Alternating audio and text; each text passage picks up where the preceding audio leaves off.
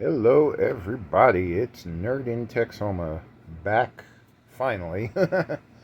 I do apologize. It completely slipped my brain last week to get something filmed. As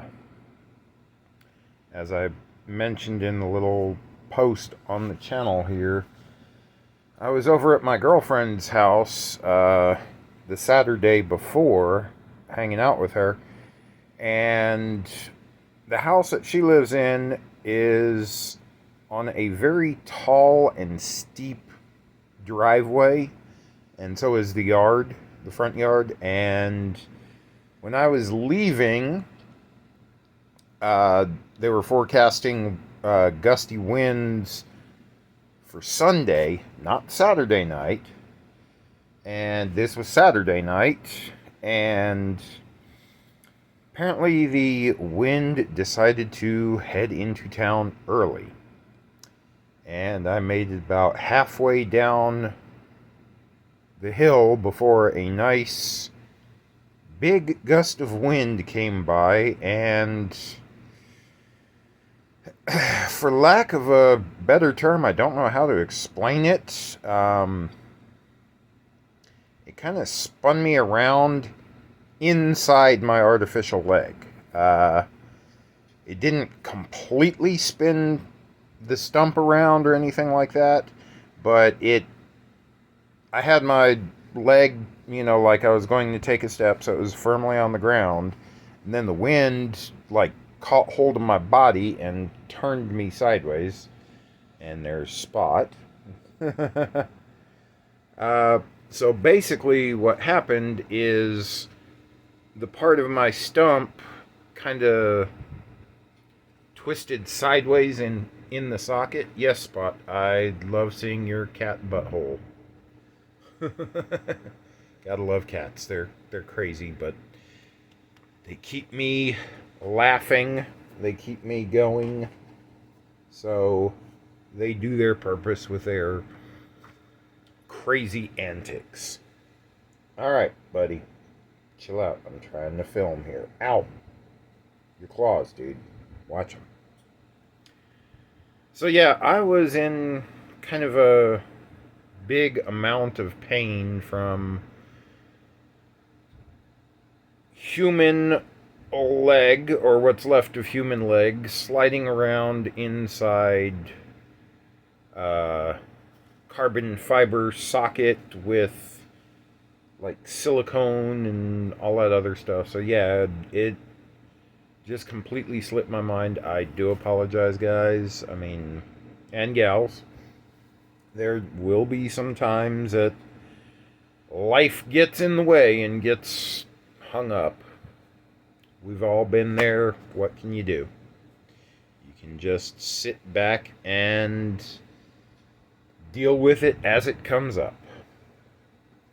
Enough about that. Today I will be talking about in my opinion, forgotten TV series that actually started out as a movie, then got to be a TV series for one season. Again, thank you, Fox TV, not Fox News. But yeah, I got one season back in the 90s, got canceled, and thankfully they came back for a couple of made-for-TV movies to kind of finish out the story a little bit. I am looking for those. I need to find those. But the series I am talking about is the TV series Alien Nation. Now, I've been looking for this series forever. I'm not sure if it's on any streaming sites or anything like that. I'm sure there's ingenious ways to find it on the internet, if you catch my drift, and this was kind of one of them. This is a particular website that I check out things on that they find hard to find TV series and movies and such like that online and burn them to a Blu-ray, or 2 or 3 or however long it takes. I knew there was an official release on DVD of the TV series Alien Nation, but in my area I was not able to find it. I was not wanting to pay the astronomical prices that I could find it for online. I'm sure, like everything, prices fluctuate. So what it was going for 6 months ago may not be exactly what it's going for now. It may be less, it may be more. I'm not sure. But I decided to go ahead and purchase it from that website. It is just the episodes when you do purchase from this website. Well, like I said, they do have some other rare things that never got any physical media releases as far as I know. Let's see, I think I've got it's a PlayStation game. That's a PlayStation game. That's a PlayStation game. Never mind, I don't have anything else from that right around. Oh, wait a second. Over here. Maybe. I thought maybe I did. Maybe I don't. Ah, yes, I do. As y'all who have been around for a while know me. I also collect Transformers and Transformer TV series. And that particular website had... Let's see if I can get it here without dropping everything, because I am filming in a different room than I normally do, because it is cooler out here. Because yay, Texas. Hot one day, cold the next. But these are 2 Japanese exclusive Transformer series that have never been dubbed into English. They have never been released on physical media outside of Japan. And thankfully I was able to find these with subtitles so I could watch them. And they were from that website that I purchased Alien Nation from. If they would ever release an American version, American dubbing, I would gladly buy it. I would gladly purchase and support the official product. I always do that. Sometimes you just got to fill the gap until that official product is available. And that's what I did here with Alien Nation. For those of y'all who don't know the story of it, basically there was a big, huge spaceship that broke down in orbit of Earth and landed in, I believe it was the Mojave Desert out by California. And the aliens on this ship were actually being transported to another planet, and they were sent on this basically cargo ship because this alien species was basically bred to be slaves. And they were sold and transported throughout the galaxy to different planets as slave labor. Their overseers would just, fill up his spaceship and program the coordinates and send them out. They'd have some sort of payment or something and go on. Well, this particular ship, something was wrong with the engines, so it was programmed in instances like that to find the closest habitable planet and land and send out a distress beacon. Uh, Basically, then what happened is all of the world's governments had a major freak out because, holy crap, there's space aliens. They're real. Uh, this is taking place in the 90s, so you can only imagine the craziness in the human population at the time. Uh, Throughout the world, different governments, made up encampments for them. A lot of the newcomers, as they're called, or they're called Tanktanese in their language. The ones in America, or the United States, set up around LA. Since they were bred to be slave labor, of course, they're stronger than humans. They're more, I hate to say intelligent, but they're smarter than humans in some ways. They also do have differences from humans. As you can see, they are completely hairless.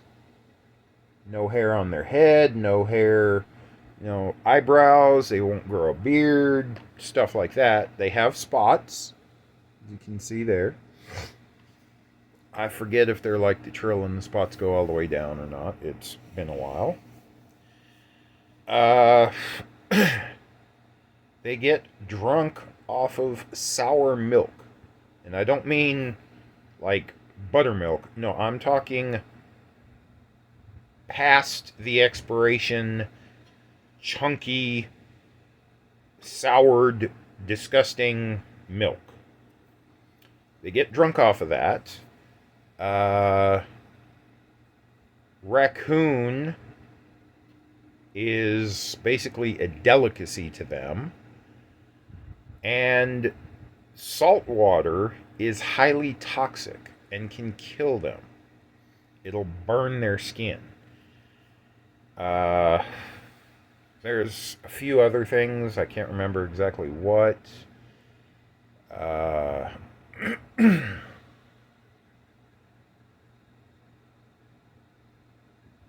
I don't recall totally. Most of them are peaceful folks. There are, of course, just like in any society, going to be the ones that want to act up and, break the rules and all that kind of mess. But they integrated themselves into at least American culture. I believe, across the world, they did what they could to blend into the different societies that they found themselves in. But, as is human nature, unfortunately, there was a major dispute over their civil rights, similar to what was seen in the 50s and 60s. They were treated as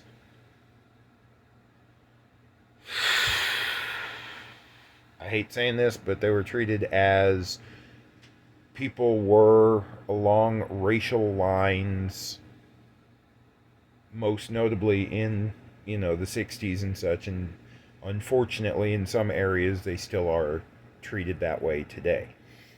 This was a great show, in my opinion, because it, too, like Star Trek, dealt with real world problems and just wrapped it in, a nice little sci-fi coating. I mean, so there was the issues of two different societies blending together, merging together. There was racism. There was acceptance. There's everything going on. real world issues, great storyline, and even in the two main characters, there was some strife. If I remember correctly, the human detective's partner was killed by one of the not so nice Tanktonese folks. And then later on, he was partnered with a Tanktonese detective. So he had to face his own internal struggles and overcome them to actually do his job. You know, the Tanktonese, I believe his name was George, was, just trying to learn human society, do his job as a detective, understand why his partner, Sykes, was so hostile against him in the beginning. The Tanktonese didn't really understand human culture, so when they were granted asylum on Earth, they just took names of famous humans. So there's Marilyn Monroe's, there's George Washington's, there's, all the famous people. The Tanktonese just took their name because it was something easy, and they figured that, boy, if people are talking about these folks, they must be good people. So, it should be a good thing to carry on their name. The Tanktonese, for the most part, were just trying to live their best life now that they don't have to be slaves. They don't have to do hard labor. They have freedom here on Earth. If I remember correctly, it's either later in the series or in one of the made-for-TV movies, the distress signal from their ship was received, and the species that created them as slaves came to Earth, and there was a battle about that. Like I say, I need to find the made-for-TV movies at some point. I'm not sure if those have officially been released on DVD. But I did recently go to Goodwill, and as luck would have it, at Goodwill, I actually found the full official DVD release of the series. Now, again, this is just the TV episodes, not the made-for-TV movies or the original theatrical movie, but it's the official. So now I've got all 22 episodes, episode commentary, and some behind-the-scenes features. So I am extremely happy with finding this for $3 at Goodwill. Every once in a while you can find a really good bargain like that. And I look forward to getting around to watching this pretty soon. Again, I'm not sure if it's on any streaming services out there for y'all that prefer to stream things. I'm sure there's a way for folks to find it online. You can find just about anything online these days. Yes, Spot, I hear you. Crazy cat. I love him. But definitely worth a watch, in my opinion. If you can find the official DVD release at a price that is comfortable for you, I say snatch it. Get it.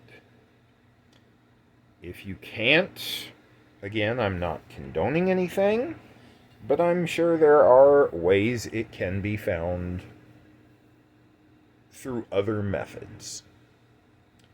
But definitely, it's a forgotten series from the 90s that I think needs to come back. Maybe not as a full on reboot, maybe like as a continuation. Where are these characters now? How have they functioned in society for the past 30 years?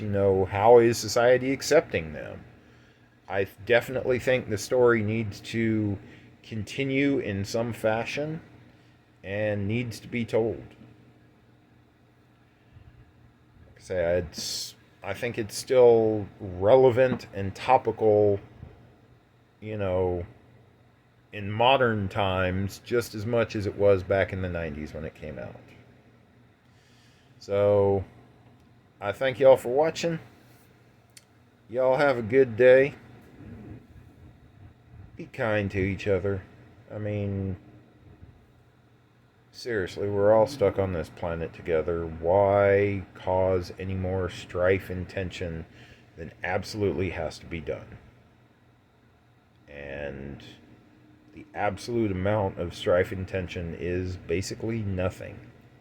There's no need for all this division and hatred and garbage based off of stuff like that.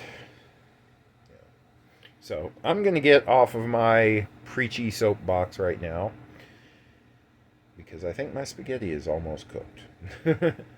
All right, y'all. Take it easy. See you next week. Bye.